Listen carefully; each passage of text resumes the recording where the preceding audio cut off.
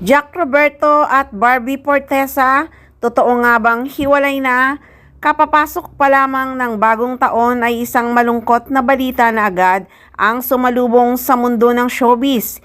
Hiwalay na sina Barbie Fortesa at Jack Roberto.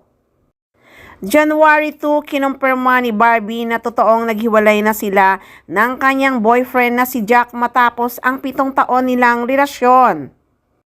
Sa kanyang Instagram account, nagbahagi ang award-winning kapuso actress ng ilang litrato nila ni Jack kalapit ang kanyang mensahe kung saan formal na siyang nagpaalam sa aktor.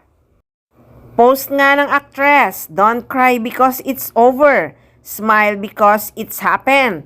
Dr. Seuss ang simulang caption ni Barbie sa kanyang Instagram account. Pagpapatuloy niya, "Having you in my life was the happiest I had ever been. 7 wonderful years, a lot of laughs, a lot of ramen, and so much love.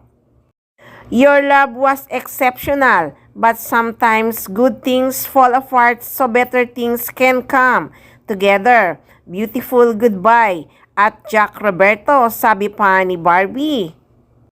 Pinasalamatan din niya ang aktor sa 7 taon pinagsamahan nila at sa pagmamahal na natanggap niya mula sa nakahiwalay na boyfriend. "Thank you for loving me the way you did. I am excited for what's to come for the both of us. You take care of yourself. May you find the love you deserve." Dagdag pa nga ng actress, "I hope for everyone understanding and I wish you can help us put this matter to rest." Ang kabuuang mensahe ng Pulang Araw Star. Wala namang ibinigay na dahilan si Barbie kung bakit sila biglang naghiwalay ni Jack. Sa Instagram page naman ni Jack ay wala siyang post about the breakup. Ang huling post niya ay ang 1 day ago kung saan masaya pa niyang sinalubong ang New Year. Hanggang ngayon nga ay tahimik pa rin si Jack Roberto.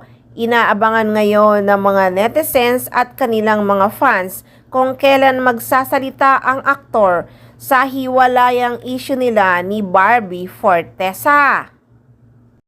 At syempre, gusto ring malaman ng kanilang mga fans kung ano nga ang tunay na dahilan ng hiwalayan ng dalawa. Na ang buong akala nga ng mga fans na may pinapagawang bahay nga si Jack Roberto ay para sa kanila nga ni Barbie Fortesa.